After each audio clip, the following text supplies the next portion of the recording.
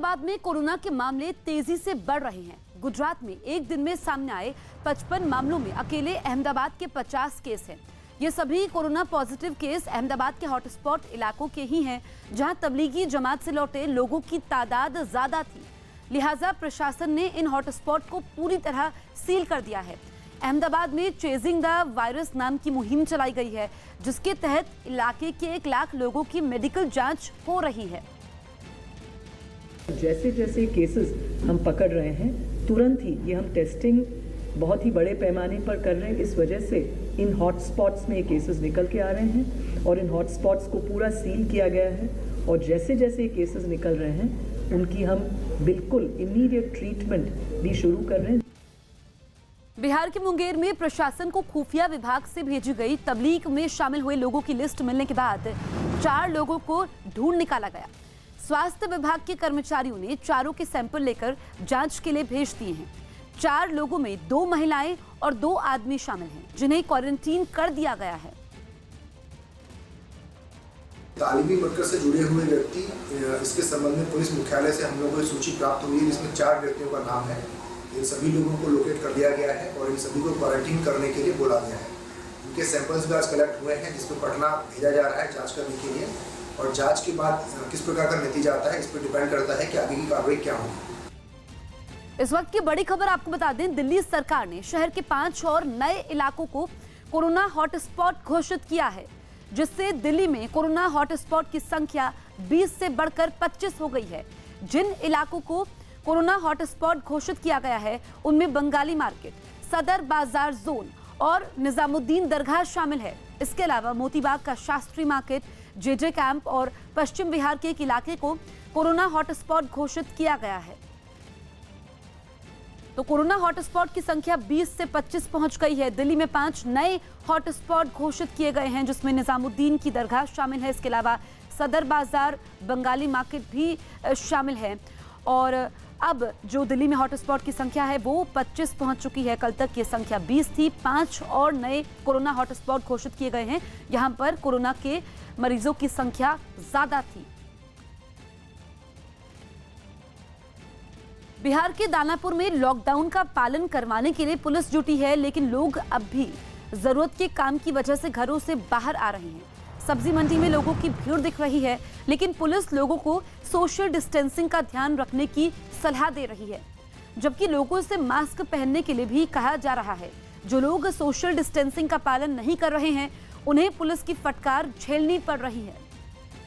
तो आप देखिए, सोशल डिस्टेंसिंग का पालन यहाँ पर खुद पुलिस करवा रही है। बिहार के दानापुर में सब्जी मंडी में लोग पहुंच रहे हैं, ना ही लोगों ने मास्क पहने हैं और ना ही सोशल डिस्टेंसिंग का पालन हो रहा है। कहा जा सकता है कि यहाँ पर नियमों की धज्जियां उड़ाई जा रही हैं और पुलिसकर्मी दिन रात ड्यूटी में लगे हैं, अपनी मौजूदगी में लोगों से पालन करवा रहे हैं। नागपुर में एक ही परिवार के 6 लोगों की कोरोना रिपोर्ट पॉजिटिव आई है। इस परिवार के एक मेंबर की कोरोना से मौत हो चुकी है। देर रात परिवार के अन्य सदस्यों की रिपोर्ट पॉजिटिव आने की खबर मिलते ही प्रशासन हरकत में आया। इलाके में तेजी से सैनिटाइजेशन का काम शुरू किया गया। वहीं नागपुर का सतरंजीपुरा और मोमनीपुरा इलाका पूरी तरह से सील किया गया। इसी के साथ नागपुर के 10 इलाके सील कर दिए गए हैं।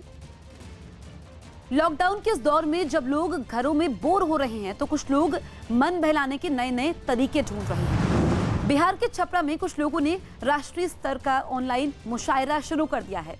इसमें सोशल डिस्टेंसिंग के साथ साथ एक साथ कई लोग भी जुड़ जाते हैं और साथ ही लोगों को अच्छा मनोरंजन भी मिल रहा है।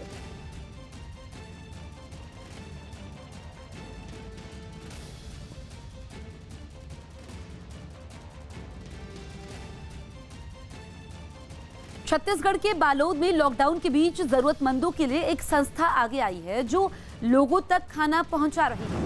संस्था से जुड़े लोग खाने के पैकेट तैयार कर लोगों तक पहुंचा रहे हैं, ताकि कहीं भी कोई भूखा ना रहे। यह संस्था रामनवमी के मौके पर बालोद में बड़ा आयोजन करती है, लेकिन इस बार लॉकडाउन की वजह से आयोजन नहीं हो सका।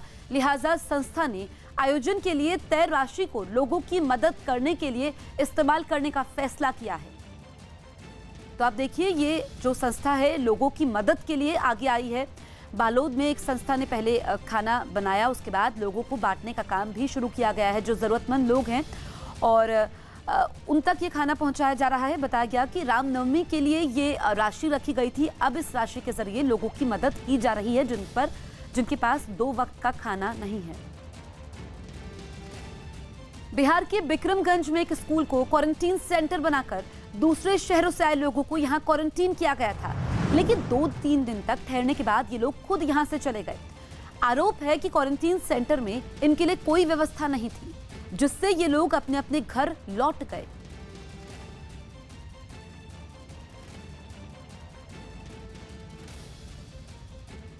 बिहार के कैमूर में एक कलाकार कोरोना से बचाव के लिए लोगों को जागरूक करने के उद्देश्य से सड़क पर निकला है।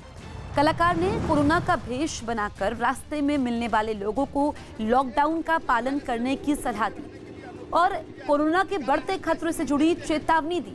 कई लोग इस कलाकार की बातें मानकर अपने घरों में चले गए। तमाम नागरिकों को सूचित किया जाता है। प्रशासन ने एक कोरोना वायरस से लोगों को घर में रहने के लिए अनोखा प्रक्रिया निकाला है। ऐसे में हम देखते हैं नुक्कड़ नाटक के तहत लोगों को जागरूक किया जा रहा है। आप साफ तौर से तस्वीरों में देख सकते हैं कि एक व्यक्ति को कोरोना बनाया गया है, जो लोगों को जागरूक कर रहा है ढूंढ करके भारत के कोने में कोरोना को अनाज नहीं समझना, तूफान के असर लगना, लॉकडाउन का पूरा पालन करना, सोशल डिस्टेंस को बनाए रखना, सोशल डिस्टेंस और लॉकडाउन की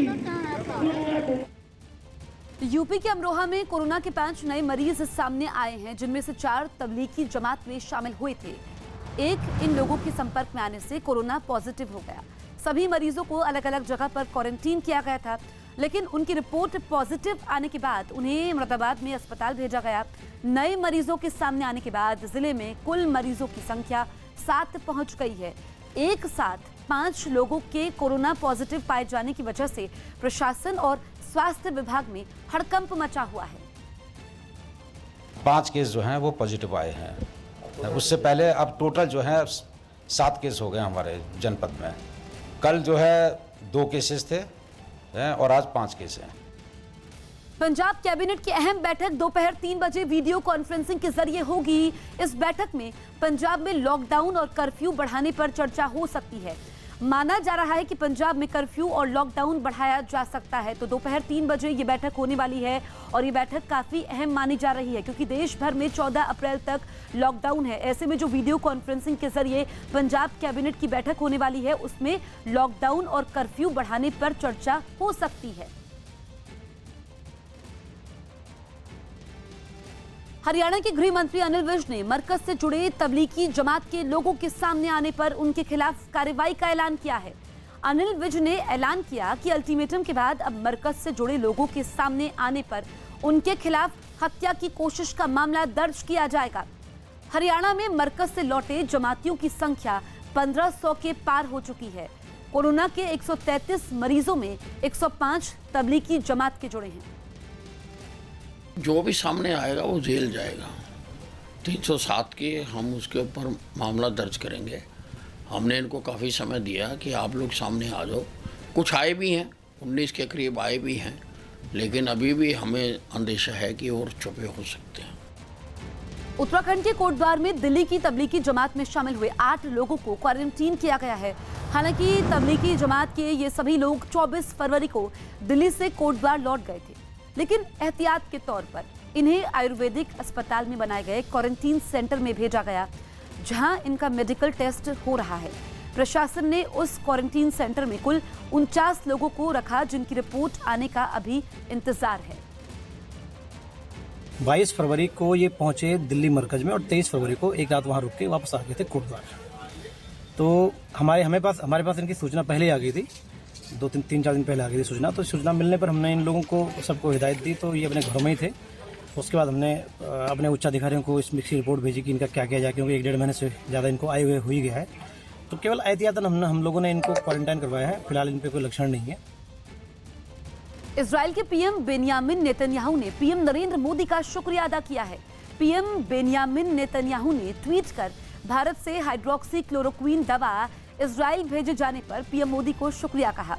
भारत ने अमेरिका, ब्राजील और इजराइल समेत कई देशों को मलेरिया के लिए इस्तेमाल होने वाली दवा हाइड्रोक्सी क्लोरोक्वीन भेजी है, जिसका इस्तेमाल कोरोना के इलाज के समय किया जा रहा है।